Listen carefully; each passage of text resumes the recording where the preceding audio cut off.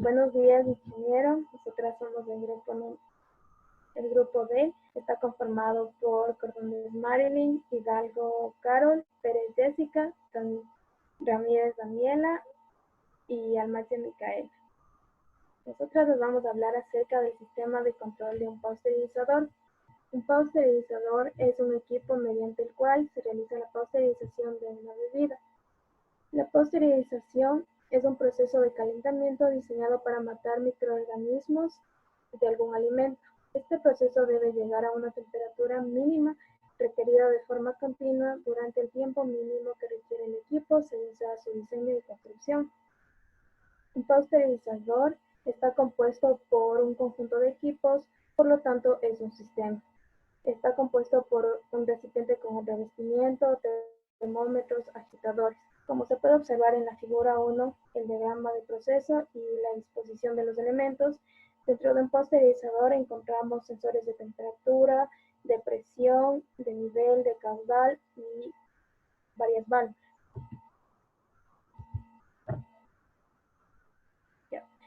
Tenemos los sensores de temperatura.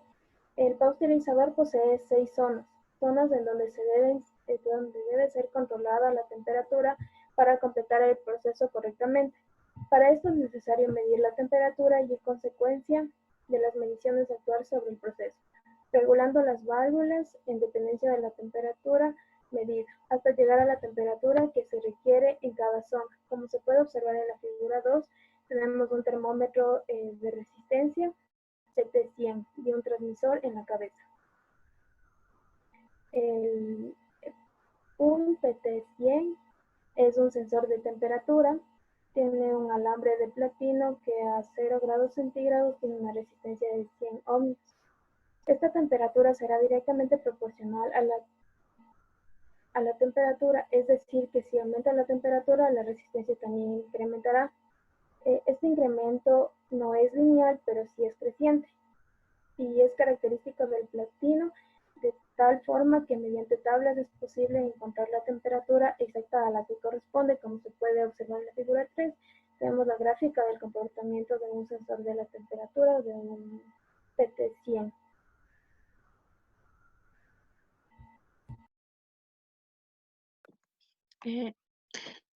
También tenemos sensores de presión. En este caso, un ejemplo de este tipo de sensores de presión tenemos a los sensores metálicos, que es un dispositivo capaz de medir la presión de gases o líquidos, como el amoníaco en estado gaseoso, a temperaturas entre 25 y 70 grados centígrados, impidiendo la expansión del fluido a base de una membrana flotante y una pantalla.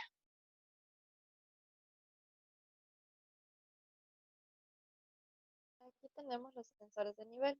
Los sensores de nivel dependen del tipo de tanque, el líquido que almacena y el tipo de control. Para ello está el sensor de nivel de desplazamiento por flotador y el sensor de nivel resistivo o conductivo. El sensor de nivel de desplazamiento por flotador se usa para el tanque de caldera. Este necesita un control en un nivel determinado donde el elemento de sensor es un flotador ubicado en el seno del líquido y conectado al exterior del tanque. El sensor de nivel resistivo o conductivo se los usa para el tanque de almacenamiento de leche cruda, debido a la facilidad de colocar varillas conductoras. Se basa en las características eléctricas del líquido que puede ser detectado mediante uno o varios electrodos cuando entra en contacto con el líquido.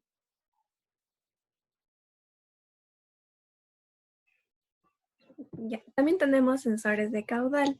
Estos sensores de caudal recogen las velocidades del flujo de aire o de líquidos. Usan diferentes principios de medición.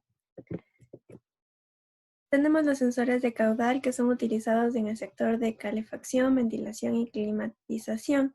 Para el análisis de la velocidad del aire, estas mediciones se usan el principio de manométrico de una película térmica y permiten trabajar en un amplio rango de temperatura y caudal.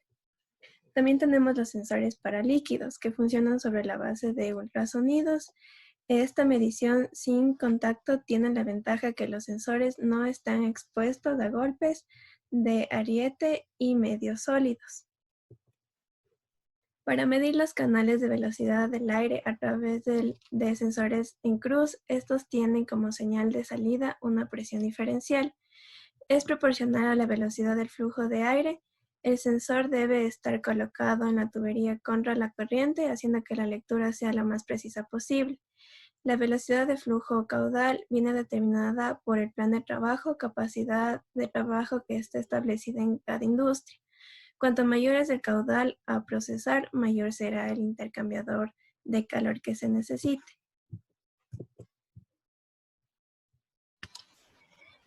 En el sistema de control de pasteurización también encontramos distintas válvulas. Entre ellas tenemos la válvula V01. Esta válvula está utilizada para procesos de vapor y sus valores nominales con los que actúa esta válvula son la entrada de vapor a una presión máxima de 200 psi y la entrada de presión para control de máximo 35 psi.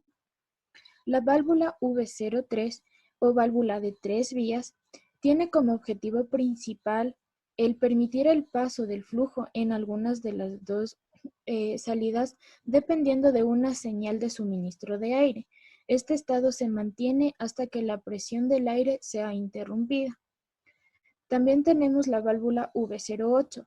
Esta válvula pertenece a la familia llamada válvulas on-off, que actúan sobre el paso de un flujo determinado en el proceso de la válvula. Esta válvula permite el paso de aire a la alimentación de las válvulas V03. También tenemos, como ya conocemos, la válvula mariposa. Esta válvula mariposa tiene una función de cambiar el sentido del flujo. Estas válvulas de preferencia se pueden utilizar en líquidos que tengan un alto grado de viscosidad. Y tenemos las válvulas de recirculación. Las válvulas de recirculación tienen como función principal devolver la circulación si el proceso de pasteurización no alcanzó la temperatura establecida.